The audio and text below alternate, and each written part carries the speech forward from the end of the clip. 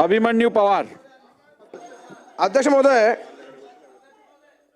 महोदय यांनी माननीय मंत्री महोदयांनी दिलेल्या उत्तरावर आम्ही समाधानी आहोत. ऐकून घ्या त्यांचं ऐका. अध्यक्ष महोदय, माझा विषय याच अनुषंगाने आहे की अवैध दारूच्या विषयामध्ये मी अध्यक्ष महोदय मागच्या सरकारमध्ये एक लक्षवेधी मांडली होती, आत्ताच्या काळामध्ये एक लक्षवेधी मांडली, 2 लक्षवेधी झाल्या.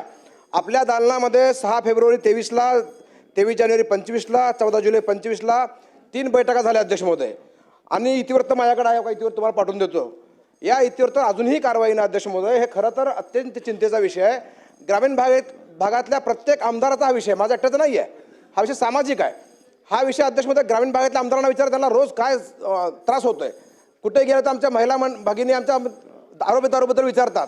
अध्यक्ष महोदय, आपण लाडक्या बहिणी म्हणतो, लाडक्या बहिणीचं दुःख जे काय असेल तर अवैध दारूवर आळा घालण्याचं दुःख आहे. अध्यक्ष महोदय, दुरुस्ती करण्याची आवश्यकता आहे. आपण बैठक घेतली, आपण निर्देश दिले एक्साईज डिपार्टमेंटला, फूड अँड ड्रग्सला, होम डिपार्टमेंटला. आपण अध्यक्षांनी निर्देश देऊन सुद्धा काय होत नसेल अध्यक्ष महोदय, तर हे चिंतेचा विषय आहे अध्यक्ष महोदय.